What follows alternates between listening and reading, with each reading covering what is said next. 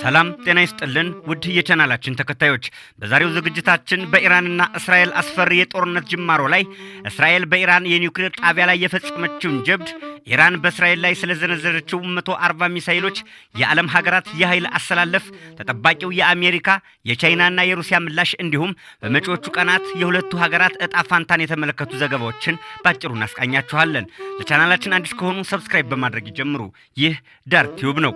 በዓለም ላይ እንደ እስራኤልና ኢራን ለመጠፋፋት አመቺ ጊዜና ቦታን የሚጠብቅ ሀገር የለም። ሁለቱ ባላንጣዎች ለዘመናት በጠላትነት የሚተያዩ ባላንጣ ሀገራት ሆነዋል። ኢራን እስራኤል ከዓለም ካርታ ላይ ካልጠፋች ኑሮ አይሰምርላትም። እስራኤልም የኢራን የኒውክሌር ማብላያ ጣቢያ ካልተወገደ መሽቶ አይነጋላትም። ለበርካታ ዘመናት በቃላትና በዛቻ ጦርነት ውስጥ የከረሙት ሁለቱ ባለታሪክ ሀገራት ከነበሩበት የውክልና ግጭቶች ወደ ለየለት አየር ላይ ጥቃት ተሸጋግረዋል። በመጪዎቹ ቀናት በሁለቱ ሀገራት መካከል ጠሩ የሚችሉ ችግሮች የዓለምን ሕዝብ ጭንቀት ውስጥ ጥለዋል። እስራኤል የኢራን የኒውክሌር ፕሮግራም ማዕከል ላይ ያነጣጠረ ነው ያለችውን ጥቃት ሐሙስ ለአርብ አጥቢያ በመላው ኢራን በከፍተኛ ሁኔታ ፈጽማለች። በዚህ ጥቃት የሀገሪቱ ጦር ኃይሎች አንደኛው ኃይል ቅርንጫፍ የሆነው የኢራን እስላማዊ አብዮታዊ ዘብ ዋና አዛዥ ሁሴን ሳላሚ ከፍተኛ ወታደራዊ ባለስልጣናት እንዲሁም 6 የኒውክሌር ሳይንቲስቶች መገደላቸውን የኢራን መንግስታዊ ሚዲያዎች ዘግበዋል።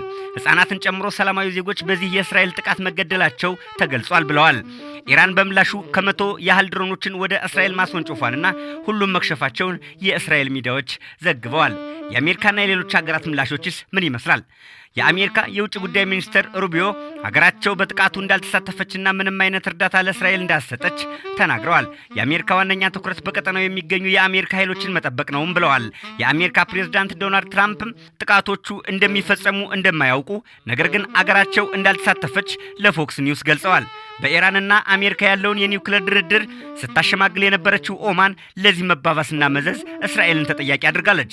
የዩናይትድ ኪንግደሙ ጠቅላይ ሚኒስትር ኬር ስታርመር ጥቃቶቹ አሳሳቢ እንደሆኑ ገልጸው ነገሮች እንዲረግቡም ጥሪ አቅርበዋል። ጃፓን፣ ቱርክ፣ ኢንዶኔዥያና ሳውዲ አረቢያ ጥቃቱን አውግዘዋል። ቻይና በበኩሏ ጥቃቶቹ ሊያስከትሉ የሚችሉትን አስከፊ መዘዞች ስጋት ላይ እንደጣላት ገልጻለች። የተባበሩት መንግስታት ድርጅት ዋና ጸሐፊ አንቶኒዮ ጉተሬዝ እስራኤል በኢራን የኒውክሌር ይዞታዎች ላይ ያደረሰችውን ጥቃት አውግዘው ሁለቱም ወገኖች ቀጠናውን ወደ ከፋ ጦርነት እንዳይገባ እንዲቆጠቡ ጥሪ አድርገዋል። እስራኤል በፈጸመችው ጥቃት የተገደሉት እነማን ናቸው? የኢራን አብዮታዊ ዘብ አዛዥ ሁሴን ሳላሚ ምናልባትም በዚህ የእስራኤል ጥቃት ከተገደሉ ከፍተኛ አዛዦች መካከል ዋነኛው ሳይሆኑ አይቀሩም ተብሏል። ሁሴን የአብዮታዊ ዘብን የተቀላቀሉት የኢራን ኢራቅ ጦርነት መፈንዳቱን ተከትሎ በአውሮፓውያኑ በ1980 ነው። በወታደራዊ ማዕረግ ከፍ እያሉ ሲመጡም በአሜሪካና በምዕራባውያን ሀገሮች ላይ በሚናገሩት ጠንካራ ትርክቶች ዝናን አተረፉ። በኢራን ኒውክሌርና ወታደራዊ ፕሮግራሞች ተሳትፏቸውም የተባበሩት መንግስታት የጸጥታው ምክር ቤትና አሜሪካ ከአውሮፓውያኑ 2000 ጀምሮ በኃላፊው ላይ ማዕቀብ ጥለውባቸዋል። ኢራን 300 ድሮኖችና ሚሳኤሎችን ያሳተፈ የመጀመሪያውን የቀጥታ ጥቃት በእስራኤል ላይ ስትፈጽም እሳቸው የአብዮታዊ ዘብ ኃላፊ ነበሩ። ከቅርብ ቀናት ወዲህ ከእስራኤል ጋር ያለው ውጥረት መጋጋሉን ተከትሎ ሁሴን ሀገራቸውን ለማንኛውም ሁኔታ ክስተትና አጋጣሚዎች ዝግጁ መሆኗን ሐሙስ ዕለት ተናግረው ነበር። የኢራን ጦር ኃይሎች ጠቅላይ ኤታማዦር ሹም መሐመድ ባግሄሬ በዚህ ጥቃት ከተገደሉት መካከል አንዱ ናቸው። ጠቅላይ ኤታማዦር ሹሙ በአውሮፓውያኑ በ1980 አብዮታዊ ዘቡን የተቀላቀሉ ሲሆን በሀገሪቱ ከፍተኛ ወታደራዊ መሪዎች አንዱ ናቸው። የሀገሪቱ አቶሚክ ኤነርጂ ድርጅት ኃላፊ የነበሩት የኒውክሌር ሳይንቲስቱ ፍሬዱን አባሲ ሌላኛው በዚህ ጥቃት የተገደሉ ናቸው። ፍሬዱን አባሲ ለኢራን የኒውክሌር ማበልጸግ የአንበሳውን ድርሻ እንደተጫወተ ይነገርላቸዋል። ሳይንቲስቱ ከዚህ ቀደም በአውሮፓውያን 2010 በቴህራን ጎዳና ላይ ከተቃጣባቸው የግድያ ሙከራ ተርፈው ነበር። ሌላኛው በዚሁ ጥቃት የተገደሉት የኒውክሌር ሳይንቲስትና በቴህራን የሚገኘው የኢስላሚክ አዛድ ዩኒቨርሲቲ ፕሬዝዳንት ማህዲ ቴህራንቲ ናቸው። እስራኤል በዚህ ጥቃት የገደለችው 6 የኒውክሌር ሳይንቲስቶች መሆናቸውን ኢራን ገልጻለች። የኒውክሌር ሳይንቲስቱና በሻሂድ ቡሻቲ ዩኒቨርሲቲ የኒውክሌር ኢንጂነሪንግ ኃላፊ የሆኑት አብዱል ማህዲ፣ በዚሁ ዩኒቨርሲቲ የኒውክሌር ኢንጂነሪንግ ፕሮፌሰር የሆኑት አህመድ ረዛ ዞልፋጌር እንዲሁም በተመሳሳይ በዩኒቨርሲቲ ውስጥ የኒውክሌር ፕሮፌሰር የሆኑት አሚር ሆሲ ፈቂ እስራኤል በፈጸመችው ጥቃት የተገደሉት ናቸው። በተጨማሪም ሞት አልባ ዜዴህ የተሰኘ የኒውክሌር ሳይንቲስት መገደሉ ተቀርጿል።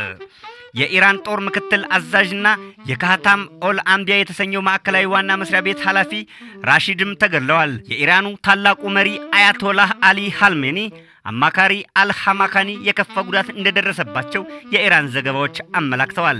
እስራኤል ኢላማ ያደረኩት ወታደራዊ ይዞታዎችን ነው ብትልም የኢራን መገናኛ ብዙሃን በበኩላቸው በቴህራን የመኖሪያ ቤቶች ጥቃት እንደተፈጸመባቸውና ከተገደሉትም መካከል ህፃናትን ጨምሮ ሰላማዊ ዜጎች መገደላቸውን ዘግቧል።